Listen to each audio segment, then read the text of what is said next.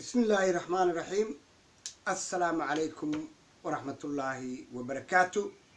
هاستا لا فيتوريا سيمبر غاياشا ميلبا جوجتين جيلك سدحات waxaan jeclahay in aan si kooban uga hadlo waxa ka dhacayo Buuhoodle iyo siday wax u jiraan. waxaan rabaa dhalinyarada inaan xasuusiyo bismillaahir rahmaanir rahiim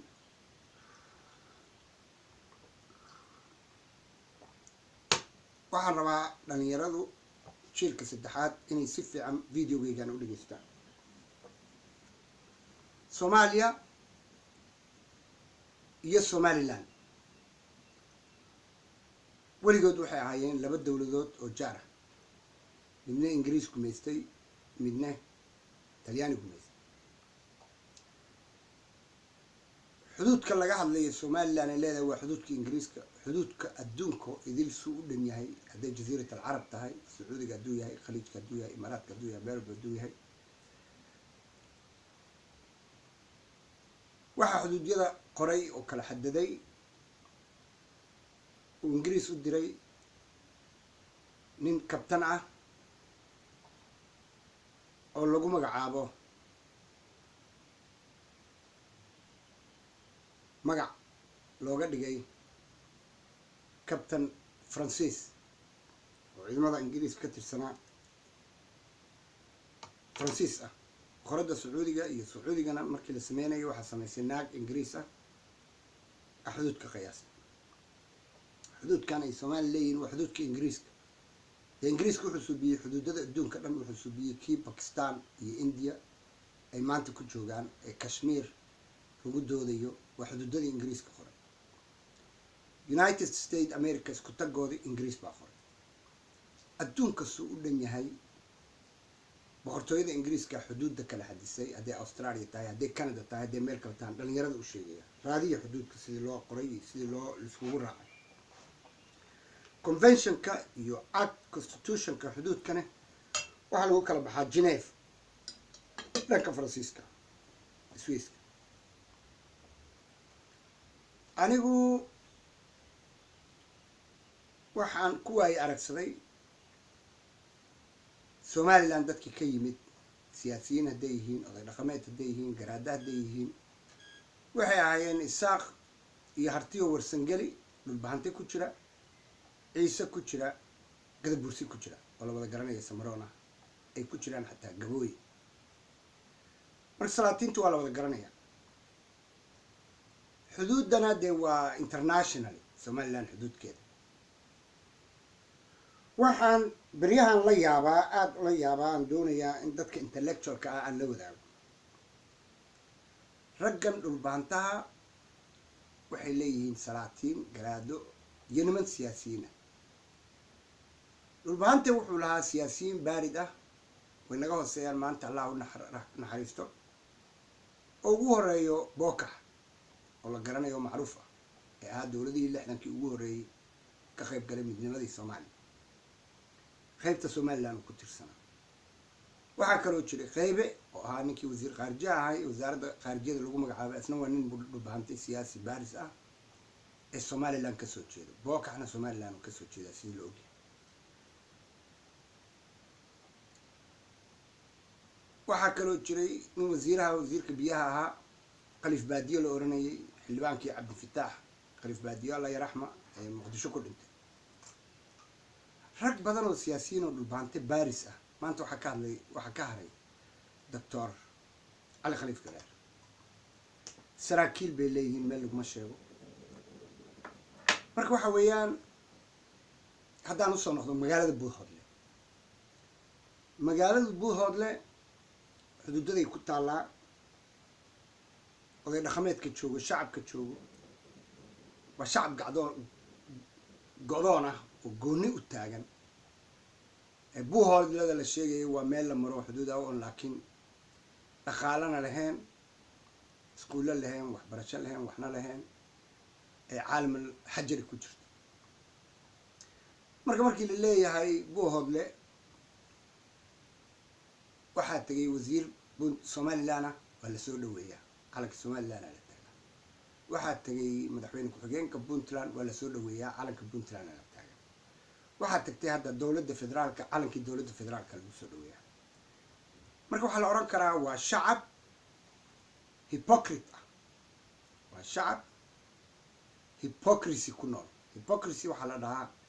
ninka damiirka lahayn ee meel loo raaca lahayn ee wawjuud lahayn ee meella ka soo jeedin ee hunguri un u socdo ee raba dhibaato kastoo dhacdo inuu ka faa'iidaysto taana waxaa u dheer reer buuhoodle waa jahli completely jahli waa dad jahliga ku weyn waa dad dadka ugu liita ee dhilbahanto sheegta ee jahlka aad iyo aad ugu sarreeya buuhoodle haddii laga hadlay markaan ka hadalno laascaanood sanaag sool caynabo way ka duwan yihiin waa dhulkii garaadyada waa dhulkii salaatiinta weli wujuudkooda way hayaan waa dad somalilander ah somaliland ka bixi marka waxaan rabaa inaan dhalinyarada u sheego the most important thing waxa weeyaan xuduudada way cadda dagaaladu maanta ka socda tuqraab waa dagaal siyaasadeed waa cabdiweli gaas oo soo duulay oo ku qarinayo fashilkii ka soo gaaray madaxtinimadii puntland uu hayay marka dhaqaale iyo fan waxna waa lagu cunaa suspicionka meesha yaallo waxa weeyaan we are talking about somaliland ha ahaato buulal ha ahaato ceelafweyn ha ahaato buuhoodle ha ahaato laascaanood ha ahaato caynabo sanaag sool xuduudada somaliland iyo territorial somaliland discrepancy lama gelin karo lama gelin karo qash dee mar kale dib xuduudo looma qori karo buuhoodle waa somaliland shacabka soomaalidu way imaan karaan shacabka puntland way imaan karaan shacabka somaliland waa ku nool yihiin waa meel degaan shacab qabiilo soomaali leh oo laakiin ku tirsan somaliland maaha inay gasho hadal maaha in dacayad facebook lagu subiyo dowladda soomaaliyeed ayaa tagtay buuhoodle oo lasoo dhaweey waa lasoo dhaweynaya marka somaliland maanta waxay faysgaraynaysaa ay ka dagaalamaysaa ay diidan tahay waa difaacay shacabkeedii dalkeedii ugu jirto waxaa la doonayaa in reerkaa dhulbaantay taqashush lagu abuuro waxaa la doonayaa in laisku qaado buuhoodle ee buuhoodle dagaal ka dhaco dadkii ku kala yaacaan waana magaalo weyn waxaa la doonayaa tuqraab kaliya maahanay sool iyo sanaag inay dadka deganaasho ku noolaan ee horumar qabsan ee shaqaysan ee waxbaran oo qalalaaso la geeyo taasina waxaa u sabab ah dowladda federaalka oo doonaysa inay soomaaliya oo dhan muqdisho kala naqato ritaartu naqanaysa maaha waxaan usoo jeedinayaa somaliland sida ciidan loo geeyo tuqraab waa very very important in ciidanka xoogga dalka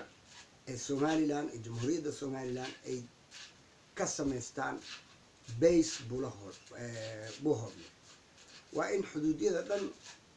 ee weliba dhanka soomaaliya naga xigtayo aan dhanka etoobiya ahayn la geeyaa ciidamo xoog leh ee dadkaa badbaadiyo ee ammaanka kusoo celiyo ee garadsiiyo what means state iyo nationalism inay ogaadaan in somaliland aysan u joojinayn reer inay somaliland u joojinayn salaatiin inay somaliland u joojinayn laf ama qabiil ama dad ku shaqaysta inay saddex shaati gashtaan oo dhulbaantaha u badan yahay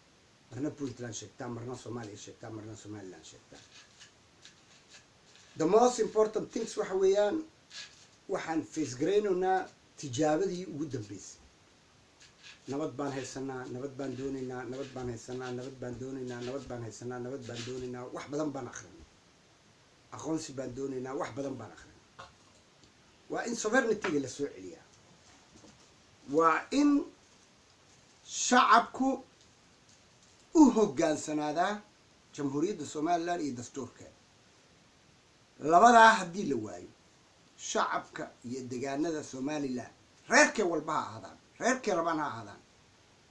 ha ahaadaan dir ha ahaadaan daarood ha ahaadaan harti ha ahaadaan ciise ha ahaadaan gabooye qolo walba ha noqoto samaroon somaliland priority waay somaliland first ninkii somaliland diidan dastuurka somaliland diidan dowladda somaliland diidan laysa lahu wujuud in somaliland maaha inuu somaliland ku noolaa waa in la dilaa waa la iska dhiciyaa ninkii maanta qiilqiil gelinayo ee taqashush gelinayo ee mucaarad dhaafay ee rabo inuu jabhadeeyo adduunka waa la diiday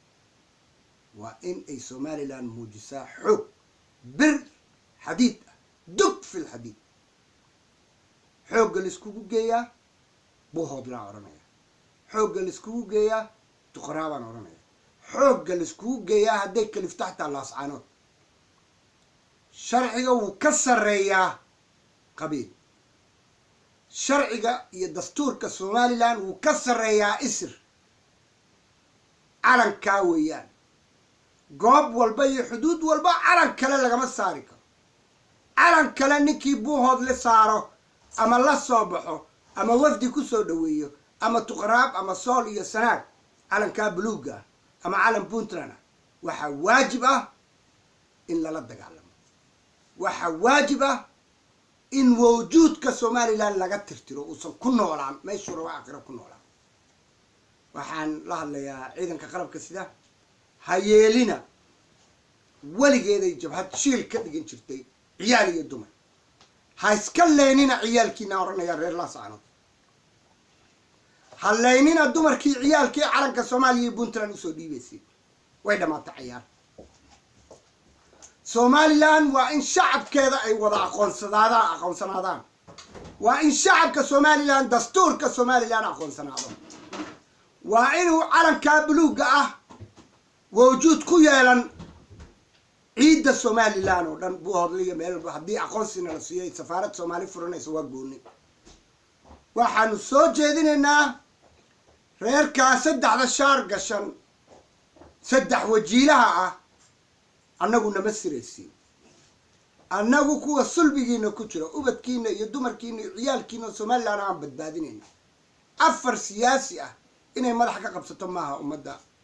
buuhood la deganayo ummadda laascaanood deganayo ummadda sool iyo sanaag somaliland is first somaliland is priority somaliland is a power waa in power la muujiyaa hastala victoria sempre qaqayaasha beri waxaan gelaynaa 7 laylatul qadarkii aan weli ku jirnaa si cadcad baan ula hadlay waan ka xumahay in ay dhulbaante odayaashii waxgaradka ahaa ama cilmiga lahaa ama salaatiin ahaa ama wax walba ay dhammaadeen ay hareen ciyaal suuq iyo beenlow haddii la yidhaha qaatumaa la dhisaya lama helayo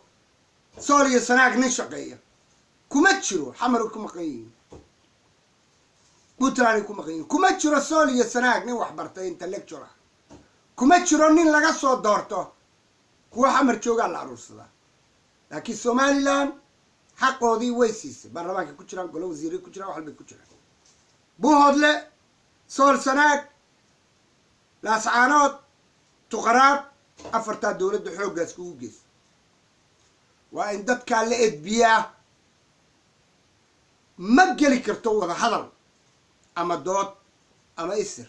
ama qabiil baa sidaa ah markii laga hadlayo xuduudda somaliland iyo dhulka ciidda somaliland markii laga hadlayo dastuurka somaliland iyo jamhuuriyadda somaliland ma geli karto cayaar iyo gorgortan nin lala gorgortamayo maaha musabixi wuu ku filan yahay inta waa nilileen reer buuhoodle reer tuqaraab reer laascaanood shacab ciyaal dumar intaba lagu soo gambanayo ciyaalkiina ha dhamaynina taa baan maanta soo jeedinayaa waxaan kaloo rabaa inaan raaciyo siyaasadda muqdisho iyadana reerkaa hiraaba hawiye ah hadday abgaal yihiin abdilaahi ciise wuu dhintay waxa socdo waa wada ciyaal suuq aydid wuu dhintay waxa socdo waa ciyaal suuq ismaa camrowle wuu dhintay abgaal waxa socdo waa ciyaal suuq xiiray qaasim wuu dhintay waxa socdo waa ciyaal suuq على وريق له ودنتي واحد صعده وعيال سوق فرح قول له ودنتي واحد صعده من كان يراعي علي جيل الكوميدي هوية سياسيين تودوي دمتي لأن يرد هوية الله عليها معمول سميست هذيك إحنا جم خيين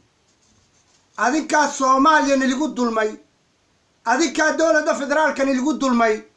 هذيك هو دلكينا ببرسنة هاستلا فيكتوريا سيمبر كلاش مع السلامة